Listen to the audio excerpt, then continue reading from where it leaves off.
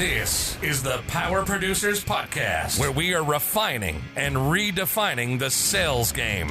Rule number one is you have to believe in yourself. You're the only one who doesn't think you belong in this appointment. The prospect has already validated your existence by scheduling time with you. Get it through your head you belong here, go in there, crush it, and close the deal. A place where sales professionals can come to learn from other sales professionals and thought leaders that have mastered their craft. The difference between a good salesperson and a best-in-class salesperson is only 2 minutes. By spending an extra 2 minutes on what you might think is a mundane task in the sales game, you separate yourselves from the pack, you grow your book of business, you close more deals, and you retain your accounts. As well as their peers who are still striving for perfection to achieve their why. I have a wife and 4 kids. Failure is not an option. Real sales professionals, real stories, real results. Are you ready to feel the power? What's up, everybody? Welcome to the Power Producers Podcast, where we are refining and redefining the sales game, and we have got for you today Mr. Stephen Turnbull from T5 Insurance Services in Utica, New York. What's up, man? How you guys doing? Appreciate you having me on. Absolutely. We're sitting here, everybody, for the benefit of, for your benefit, prior to recording, we were discussing the placement of the gargantuan Feel the Power sign that James Jenkins was kind enough to send as a gift to me in my office. And I'm thinking we're going to put it over there in the Lutz office. I think we found a spot. Backdrop, so we actually can see it when we record the podcast. Because if I put it here, I don't think James knows how big that thing is, man. It won't fit. I really don't. There's no spot behind you for that thing That's to what fit. she said. Even even if you moved the other two, like it still would not fit between that window and the wall. No, and then I've got the Killing commercial one that's like a very substantial sign by all accounts, but it's like it looks like this pen next to that other one. That thing's massive. Like the Killing commercial one's absolutely perfect size for me to like replace that insurance sign or something in my office. I don't know. We'll figure it out. But anyhow, Steven, what's going on, man? Give everybody kind of the 10,000 foot overview, and we're gonna dive in. Yeah, so my name is Stephen Turnbull. I'm president of T5 Insurance. We are a new agency. We're about 2.5 months in, fresh off the street. My family come from a long family history of insurance agents. I'm a 5th generation agent. I started about 7 years ago, worked for my family's insurance company right here in town, and about 2.5 months ago decided to go off on my own and give it a jump, and here we are. And luckily, it's been a crazy 2.5 months, learning something new every day. I know, David, you and I touched base. Actually, I saw you in Syracuse when you spoke to the Big I. That was the week that I left. So the timing was good there, and just looking forward to talking to you guys today. So you left the family agency 5 generations deep, man. And you know my whole backstory at this point. I shared it with you. Yep. So I don't know how much that parallels some of the frustrations and things that may have left you to leave, and this is not an episode where we're going to bash the generations who came before us. I don't necessarily know that even needs to happen based on how we've done what we've done, but certainly where there were some things that led you to say, you know what, I need to do it my way. I need to start my own thing. What did that look like? And this is probably the first episode of Power Producers where I will actually talk freely about how Florida Risk came to be as part of this. So yeah. I'm interested in your story from that perspective. Yeah, so like I said, I joined the family agency in 2016. 5 generations, 156 years old. I mean, there's a lot of history there. And, what comes with that is a lot of good things, a lot of, the business has been strong for 5 generations and 150 plus years, but a lot of the same habits and different things. And so when I joined in 2016, it was, let's try doing it this way. Let's try doing it that way. And, different things definitely did work. And I think you put it the best way you just said. There was just, look at myself, 27 years old, getting married in September. There's no better time to do the jump than now is what I thought. And, here I am. And it was just, I think I can do it a different way. I think I can set up an agency a different way. Not that there's no right or wrong way. There's just a way that I think I can write more business and be the best, insurance professional I can be. And that's what I'm giving it a go with the T5 here. How much friction did you get? There's a little bit of friction. But, I think that's with every family business. The more and more I've talked with, whether there's family businesses that work out or they don't work out, there's always you got to separate family and business, and that never happens. And if it does happen, that's amazing and good for them. But it's hard, Well, yeah, and so for me, I think I probably have a unique ability in that I can separate it. I tried to separate it for 8 years, but I don't feel like that was necessarily reciprocated on the other side. And that's where it becomes difficult. Because for me, I don't care who I am in terms of being related to the quote-unquote leadership of the agency. There are expectations in my role that I'm going to have, regardless of where I work. Sure. I need to have support. I need to have systems. I need to have reporting. I need to know where I stand. And we started the prior agency to Florida Risk. We started in 2008, scratch, and we had nothing, man. I mean, we literally started scratch. There were a couple of accounts that we were able to migrate from our predecessor firm that we were at, but at the end of the day, we had no AMS, we had no CRM, we had no producer commission reporting, and I took a severe pay cut to start that agency from where I had been operating as just a producer.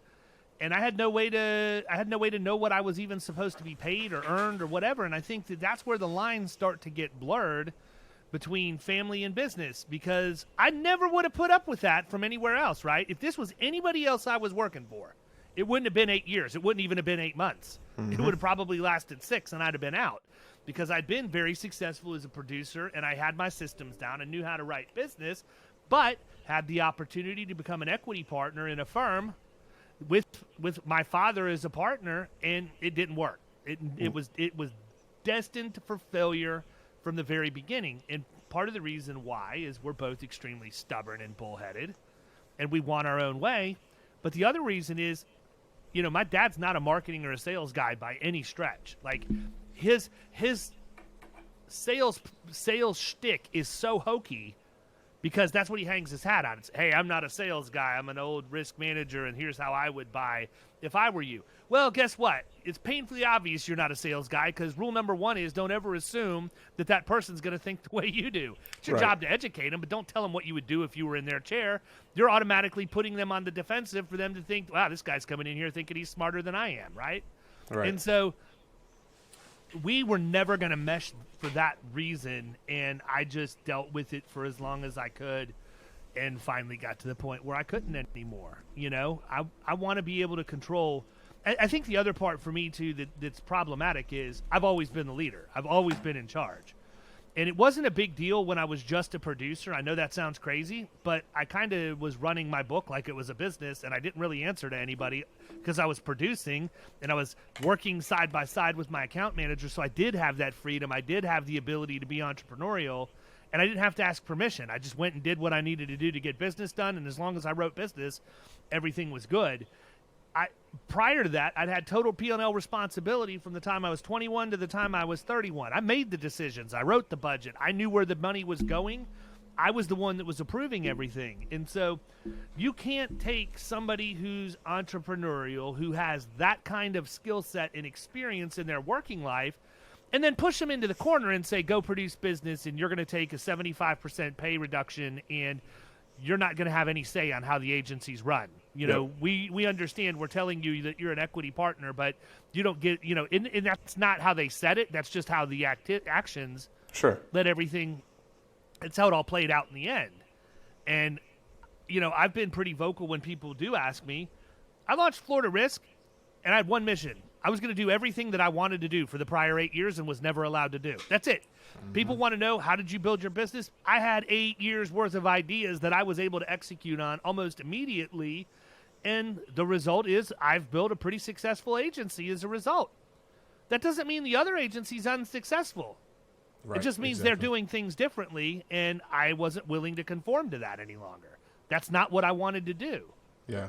I mean, it's so similar. Just to go back to your point, I asked myself the exact same question. If this wasn't a family business, what would you do? The answer was very clear. And to your point, you wouldn't have stayed there for 8 years or whatever, and I would have done the same thing.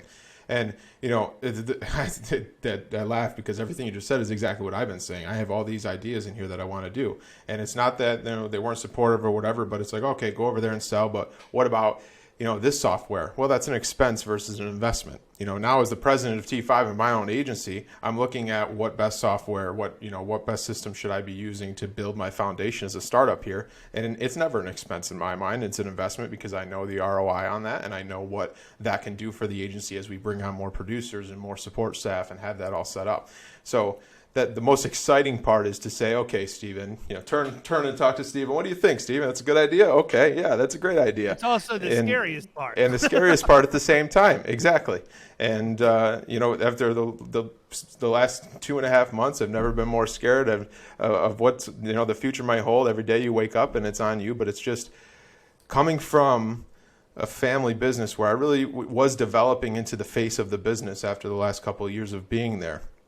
It's such a different feeling with T5 because you wake up every day and it's yours, it's your baby, you're responsible for what's going to happen, and I've just enjoyed that, you know, in the short 2.5 months here. I would be interested in your thoughts on this, and I promise, man, I'm not going to ask any hard questions. I'm not going to ask you to outside of what I've already made comments about, but I am going to make a statement, and I'm interested in your feedback in it because I think I'm pretty accurate when I say this.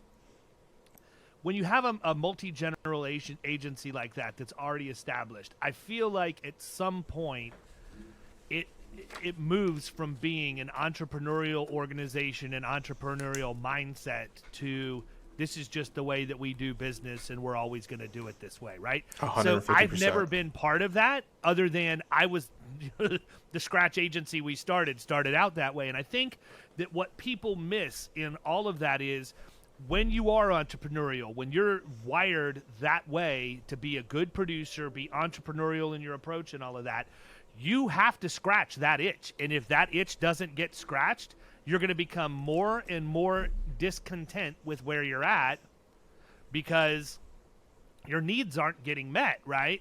Yep. And look, I don't want anybody to take this as a lewd remark. You can certainly do that. But it's no real different than a marriage, right? There's no real difference there. When you're married to your spouse, you're there because they're meeting a need in your life, and that could be psychological, it could be emotional, it could be physical, but there's companionship there. And you get into that relationship because you want it to be symbiotic and you want those needs in your life to be met. But people get divorced. Why? Because their needs aren't getting met. Exactly. Right? Something happens. You don't talk over dinner anymore, or you know, we put ourselves in positions as men in the workplace where we're having inappropriate lunch meetings with members of the opposite sex who pay more attention to us than our wives, and that's where affairs start because these people are meeting a need. It's no different in the business world, in my opinion, because I can tell you, man, when I was at the other agency, I built, most people don't know this, I've never talked about it on the podcast before, but I had a multi-million-dollar company that I started as a side hustle in e-commerce just because I wasn't getting my needs met, right? So what happens? Well, I'll use the affair analogy the same. If I'm not getting attention over here, I'm going to move over here where I'm getting attention, getting my needs met, where I feel comfortable, where I can make decisions, where I'm getting paid. And I built that business up, and it did take away. I've never once said that I wasn't taking away from the other organization, but there's a reason why. And it wasn't a secret, because I'm not the kind of person, I know this is going to come a shock to everybody listening to this, but I'm not the kind of person that's going to sit in the corner.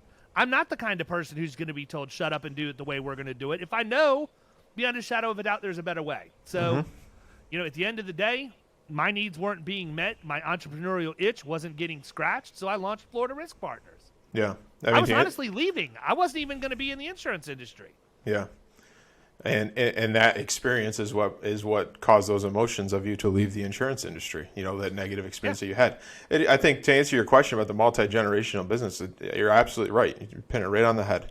I think some phrases that I've used in the last couple of weeks here talking to other people is after generations and being comfortable and being successful, it starts to just become a charity where everybody can, and the family gets a job and these things need to be met. And the same thing, if this was happening at a different business, what would you do?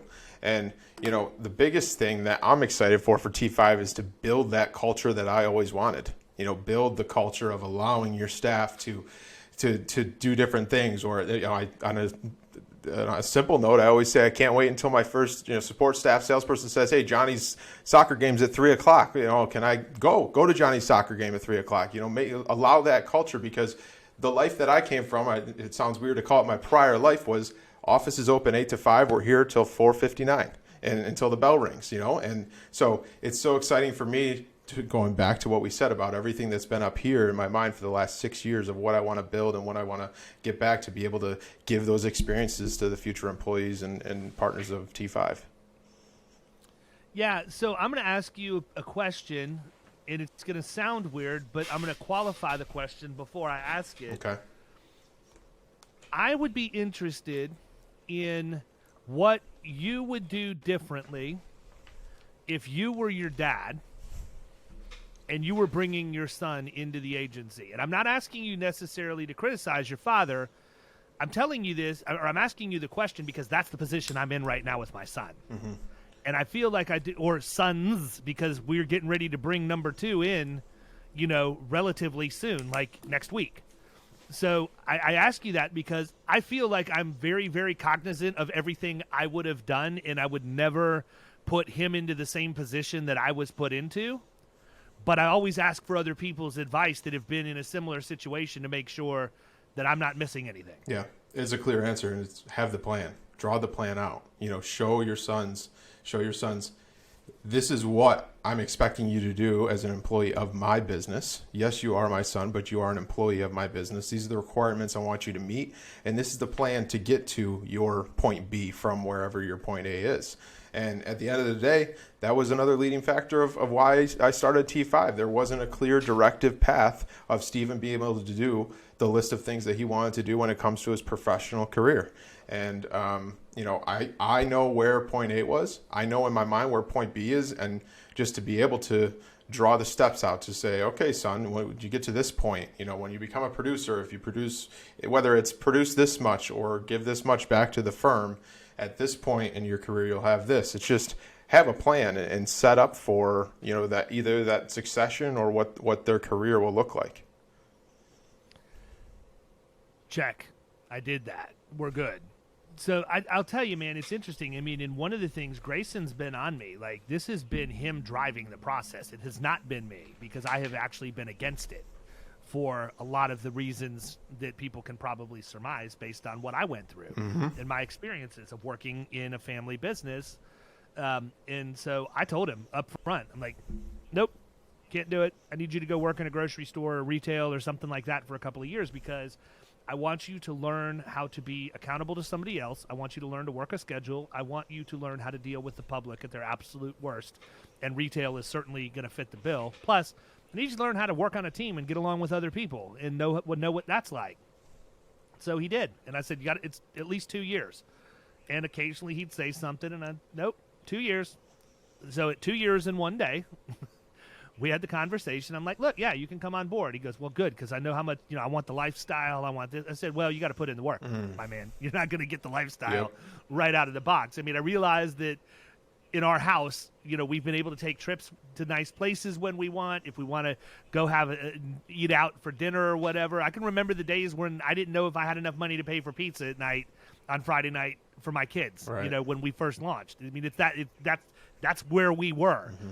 And so they've seen kind of everything, but they forget about the lean years when you're living in the fat years. And so I told him, I'm like, you're going to start by editing video. Well, I don't want to do that. Well, you took video editing in high school. I have a need for that. That's the job. And if you want to learn how to be a producer, you need to start by editing video. And he goes, well, I don't understand. I said, first lesson's in humility. You ask me for a job. I'm telling you what the job is. Here's what I need you to do. I will personally train you and what my expectations are. And we did. And I got to tell you, man, as a father, that's a difficult position to be in because for me, it's really, really hard to have the patience. My mind's a million miles an hour, 100% of the time. So for me to slow down and explain a concept to somebody is already a stretch. For me to slow down and explain it and make sure that it's comprehended, have them repeat it to me, and then go back and retrain if they're not, that's almost unheard of. But I've done a really, really, really good job of consciously making myself do that with Grayson. I'm going to pat myself on the back for that one. I showed him what I wanted him to do. And, we're 3 months in, and he's like, when do I get to learn about the insurance stuff? That's where the money is at. When do I get to do this? When do I get to do that? And I said, you're in this role for a year, okay? You're in this role for a year at a bare minimum. But I just don't even ask. I said, you have to do it. That's the job that I brought you in for. And I have specific reasoning for you being in there. And he's like, all right. I said, don't bring it up again. I said, because it will not be well received. This is the expectation. And he's a good kid, man. So there's not a whole bunch of arguments back and forth, but he's also, of all four of my children, he's the one that is, he's literally my clone, to be honest with you. He is exactly where I was at that age. And so we were out at the Better Agency conference in Phoenix back in May, or April rather, and Grayson was at the registration table talking to somebody, and I was behind him, and he didn't realize that I somebody had grabbed me, and that conversation got wrapped up. So I'm listening to what's happening, and Grayson, whoever says, "Oh, it's nice to meet you. I know your dad. You having fun working at the agency?" Like, "Oh man, yeah, I'm having a blast. I'm learning a ton." He goes, "You would never believe, but I'm editing these podcasts with all these smart insurance people and smart salespeople, and I have to listen to them, and I'm learning so much through the process of." He goes, "When I'm done doing this, I'm going to go out and feel like I kind of know what I'm doing as a result." And I'm like, "And that's what your dad learned from watching Karate Kid, because I just Mr. Miyagi'd your rear end." Yeah. Right? So I put him in there editing. He learns as much as he possibly can. He's an absolute sponge. I take him on the road. You met him. Yep. We were in New York, taught him how to set up the podcast gear, record, edit. The kid's got a skill set now that he can go and use anywhere. So if something happens with the agency where I have an exit, or he just decides he wants to do something else, he can go do that. But if he wants to take the next step of progression in his career, he's also got some understanding of how the industry actually works, and he can say, "Yes, I'm confirming this is exactly what I want to do," without me going through and investing all of the time, energy, and resources to get him trained, get him licensed, and try and have him produced, and then find out a year in it's not what he wants to do, right? Right. So now he's at a point where he does understand, he is committed, and guess what, man? That's one of the good things you can do as the dad. I changed the rules. Mm-hmm. I changed the rules and said, "You know what? You're doing a great job, and your little brother needs to get a job. So if you can train him to take your place, then he can come in and take your place, and we'll get you licensed and get you a desk and let you start working small commercial." That's awesome. And then he'll be ready to go, right? Right, and not to mention the lesson that he learns of, oh, look, I do so much better than the expectations, or do the job I was asked, or whatever, and that time frame comes sooner, or whatever that is. Hats off to you for doing that, because that's a huge difference. And in my situation, there was I started answering the phones, I started learning the systems. There definitely was that, but it was kind of a natural progression, and most of the conversations came from me. When do I get to this point? When do I get to that point? When do I be able to do X and Y? And so to be able to set those clear expectations of these are the checkpoints that you get between, your journey or whatever that is, so valuable. Absolutely, man. So look, my piece of advice to you is be tech forward, but be very prudent in being tech forward. Mm-hmm. That's something that I've done a marginally good job of. I did a really good job of it early, but that was kind of because I didn't have the means to buy anything anyhow. And what I'll tell you is, when I was a couple years in and I actually started going to conferences like Innovation and BrainShare and some of these other things, it was really like a whole new world was opened up to me, because I didn't know any of this stuff existed. Now, I knew about HubSpot and Salesforce and all of that because I had been lobbying to get that into the agency for a couple of years at that point. But to go out and see things that we use every day now. It was just mind-blowing, and I got caught up in that trap. And I'm the guy that really, the one app I definitely need is the one that'll scan your bank statement and tell you all the places you have recurring charges that you don't remember that you have, and then you can cancel them. Yeah. And I'll probably pick up like $1,500 a month in my budget just because of that. But what are you thinking, man? What's the tech stack look like as you roll this thing out? What are you gonna add? So I'm definitely, to your point, I'm doing this as lean as possible. But at that same time, investing in what I think is necessary for being able to build that foundation the proper way. Right now I'm on Agency Zoom and HawkSoft, and I am looking at switching over to Better Agency just because I like the idea of having everything kind of under one roof. And I was on HawkSoft and Agency Zoom at my previous agency, so it was an easy transition. I knew how to do everything and just kind of swapped it up and flipped the switch and went live with it. But I think I like what they're doing at Better Agency over there, and having everything under the one roof. So, but besides that, it's just getting one policy at a time, one email at a time, getting things in the door. I tell everybody it's me, myself, and I, and we're all arguing with each other all day long. I'm sure you can relate to that from starting Florida Risk on the kitchen table. But it's been exciting. I was telling somebody a story. Yeah, I was telling somebody a story earlier this week. I mean, I can remember early on driving to a not so favorable part of Tampa with a firearm on my ankle and a firearm in my waistband to pick up $12,000 in cash from a guy who needed a roofing policy in place that day for general liability. My God. Yep. You won't forget that. It's like, you'll never forget it, but I'm kind of like, wow. Like, it's kind of, because I never dealt with that. When I walked into the industry, I went to a firm that is now beyond massive, but we were starting, and the guy that was the founder had come from another very, very successful independent agency that he sold prior, sat out his non-compete, decided he wanted to come back into the game, did, and they're huge at this point, like well into the hundreds of millions in valuation. So I didn't have to deal with budgetary concerns. I didn't have to deal with this is coming out of your own pocket. But, it's interesting, too, because I think one of the things that I enjoy more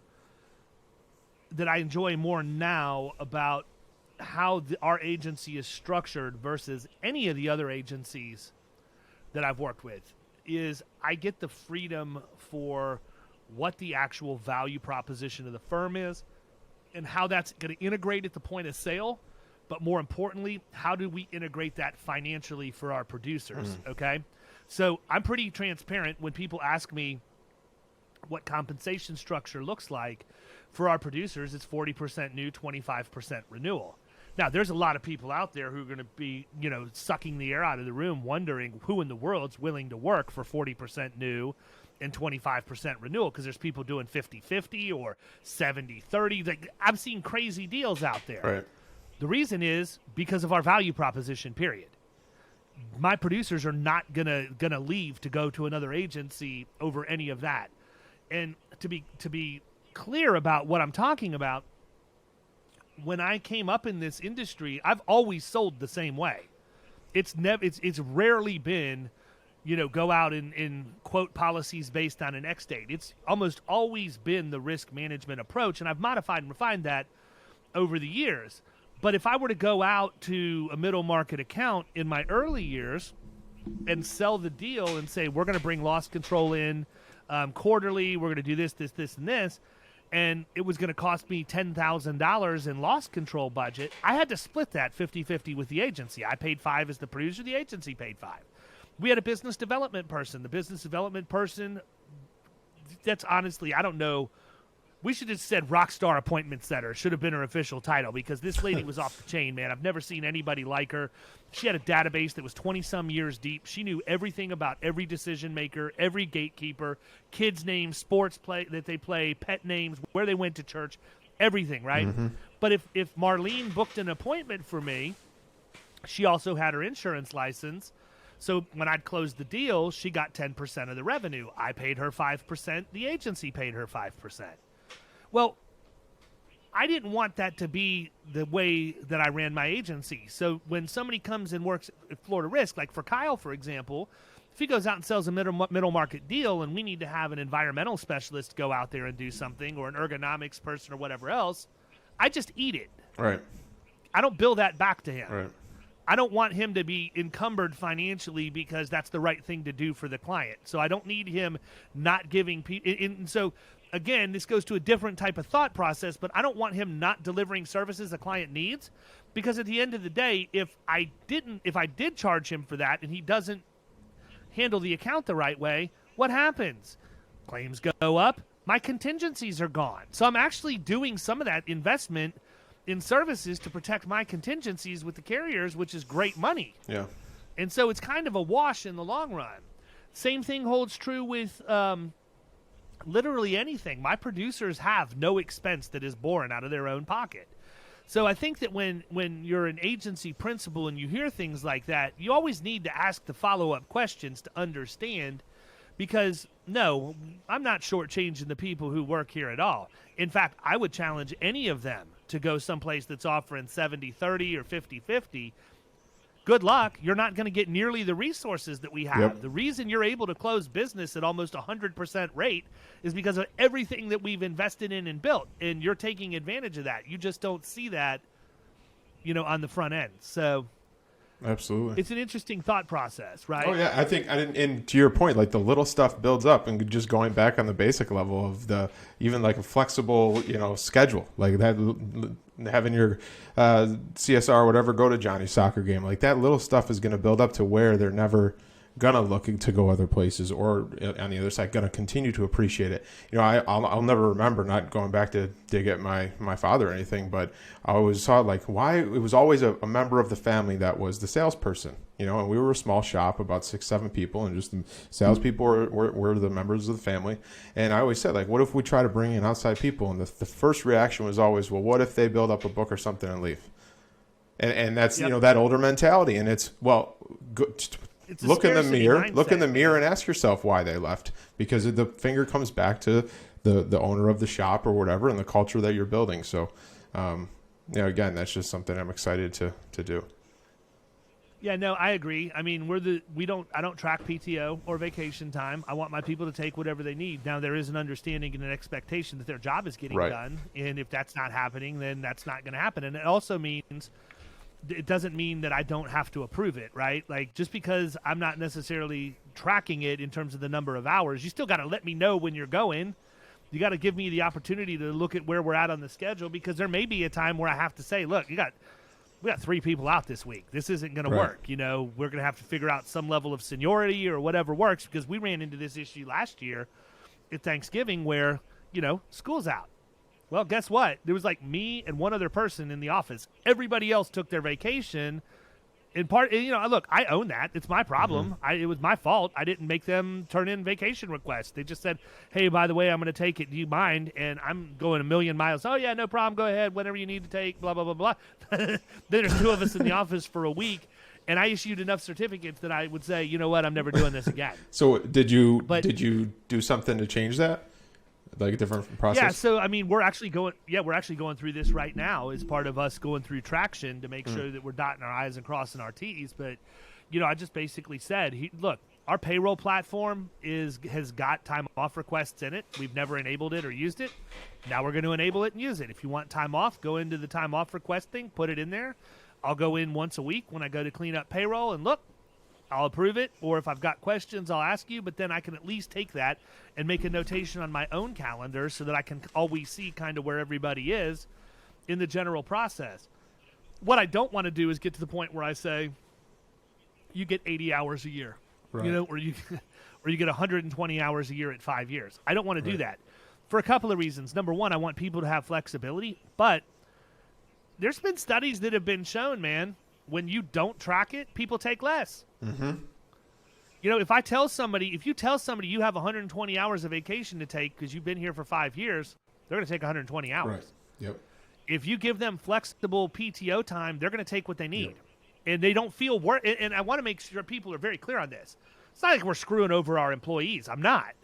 If they needed to take more than 120 hours on flex time, then they're going to get that. But they tend to take less because they don't, the vacation, there's not been a number that has been set, right? And so they don't feel like they have to take it, or if they don't take that, they're going to be losing out on something. And they spend the time making sure their job's done. You don't ever have to worry about whether work's getting completed or anything else. And when they need to take time, they take the time. If they want to take their time as a 4-day weekend, take your time as a 4-day weekend. You know, growing up in retail, that wasn't an option. It was like you take your time and you take a whole week at a time, right? And that's it. And you can't break it up or whatever. But there will never be a day, and I can say this unequivocally, there will never be a day in this organization where people don't make it to soccer games, dance recitals, practices, church events. Whatever it is, that is as important for me for you to be there as it is for you yourself to be there. And if I find out that somebody missed something because they were at a work-related issue, and that wasn't communicated to me, and wasn't given the opportunity to jump in and help them to make sure that they could go and be at that event, then I'm going to have a problem with that, because that's not acceptable to me. I need people to have work-life balance. Too many times it's a buzzword that's out there where people say, well, we're going to give you a great work-life balance, and then the next thing you know, you're working 100 hours a week and, you know, basically working for minimum wage based on what you're getting paid by the hour when you do the math, right? So I'm not willing to accept that, and that's something that I said when it was me originally, because guess what? That's how I operate. Now, it's going to be very, very rare that you're ever going to see me take an entire week off straight, other than like spring break or something like that if we have a trip planned. Most of the time, I'll take a Friday and a Monday and just break it up, and I take frequent long weekends to decompress with my wife or take the kids somewhere or whatever, but very rarely is it the whole hour at a time. But I mean, I'll give you an example. Friday this week, we're flying out. Annie and I are flying out in the afternoon to Kansas City, and we're going to go see George Strait at Arrowhead Stadium Saturday night. Why? Bucket list concert. And I learned with Tom Petty and the Eagles that I'm not missing any more concerts. Strait don't come east of the Mississippi anymore, man. I haven't seen him over this way in a long time. I've never seen him. Always said I wanted to. George ain't getting any younger. Buy the freaking concert tickets, eat the cake, take the trip, man. Life's too short. And so we're doing that. And I'm taking Friday afternoon off, and I'll be back in the office on Monday morning. I would want any of my people to do the same. Kyle's wife, she works at ADP, qualified for a trip, won a trip to Hawaii for President's Club. He's going to be gone to Hawaii. You don't go to Hawaii for 3 days, right? And will it suck for him to be out? Yes, it will, because I'm the one covering his desk. But I want him to have that, man. I say that with all sincerity. And that goes so far. It goes so far. And when they're back in the office, they're on and on. You know, it's not you're here 8:30 to 5, whatever it is, and you have X amount of time off. That's all they're looking forward to. And they maybe work 8 to 12 and get up in the old water cooler talk and all of that. But when you're like, you know, just to your point, you said taking a long weekend to go to the concert. When you're on, you're on. And you at the same time with your employees, you give them something to look forward to, and it comes back to what they're going to give to your organization, because they're going to remember everything that you've done for that. Well, and the thing is, they need to avoid burnout, right? Like, they're going to be on too, because they can take that time and decompress. I mean, Raphael left. He was gone. He went to the Dominican Republic for about a week and a half. He was gone part of last week and all of the week before. And I'm sitting here looking at his, like, I get a notification every time something happens in HubSpot, right? And I'm sitting here thinking to myself, this guy needs to take that kind of vacation every quarter. His work product and his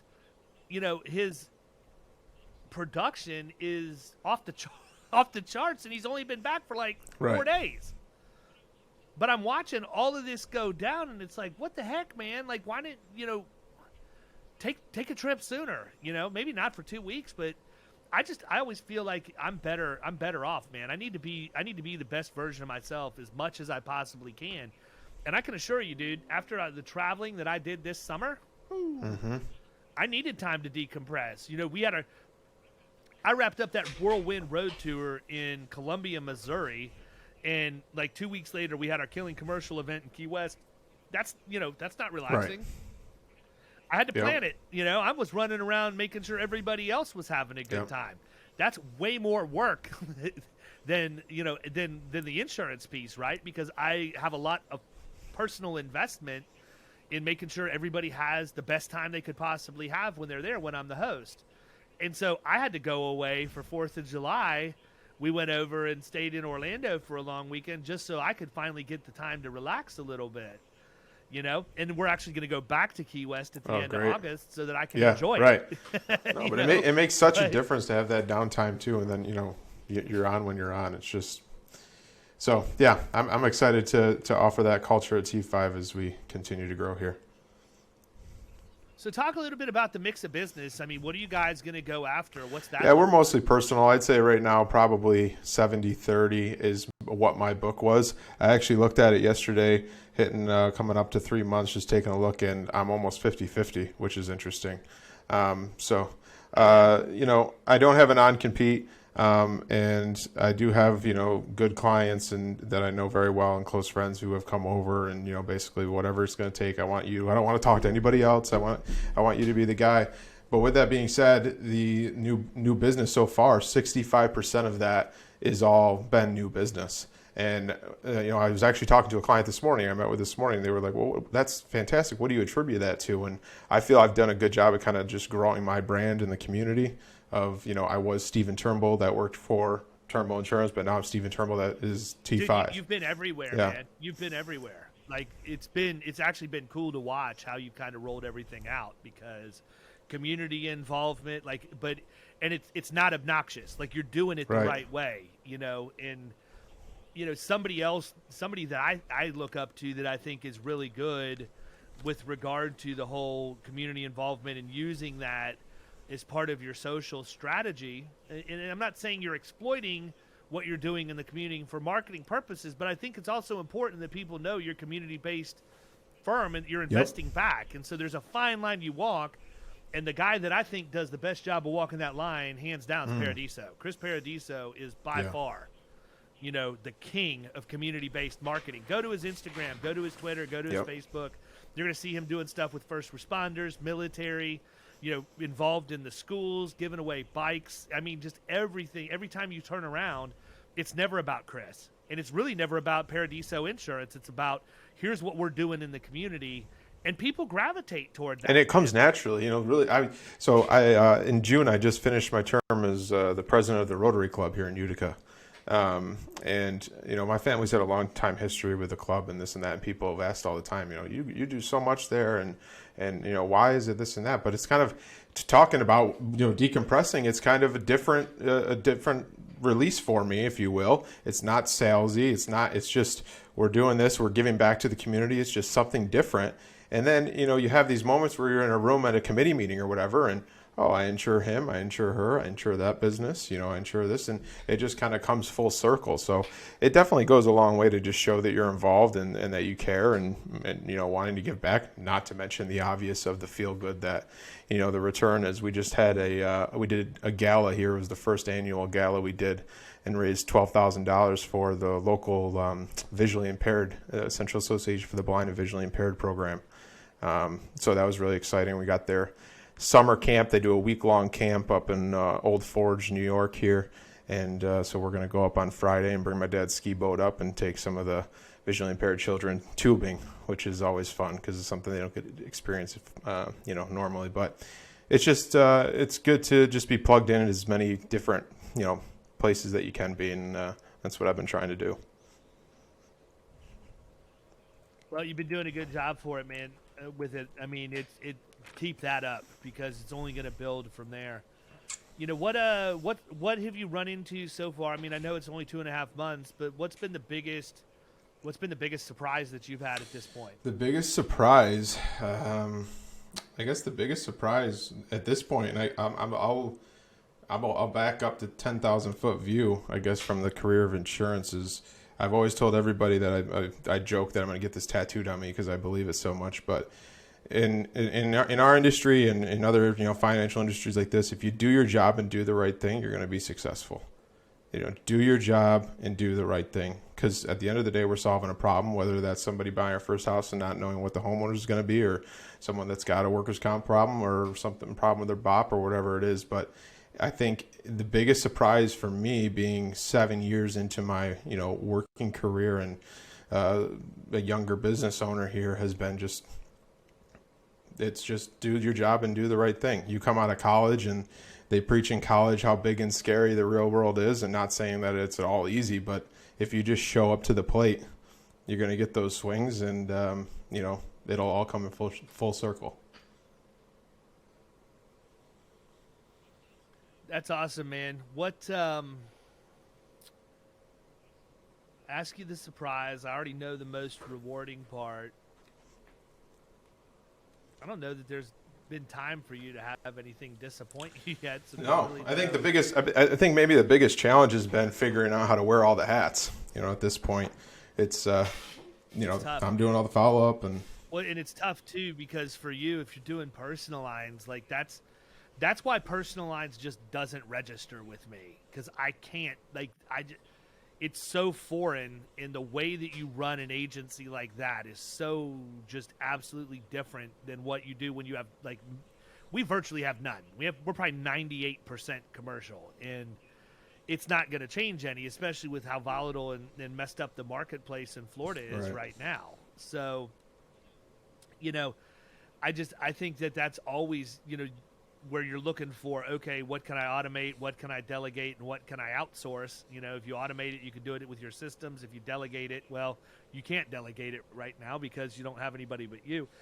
And the outsource stuff is, okay, this is my wish list. If I'm in your chair, this is what I will outsource when I'm ready to bring on a virtual assistant or whatever. So if there's anything, if I'm giving you any advice at all as an agency owner, I would tell you right now, start documenting every process that you have so that you've got it ready to go when people come in. I did a really crappy job of that. I don't know. You're younger enough than me, then you're hip to the more recent technologies and stuff. But I just was introduced to a tool that we're using in the age. I immediately signed up for it, but it's a product called Tango. No, I haven't seen it.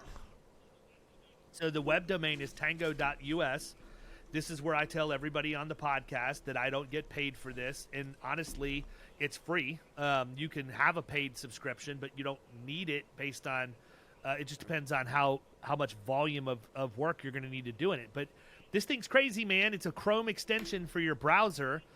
And anything you do on a quoting website or, on the back end of a WordPress site, you just go, you start the workflow.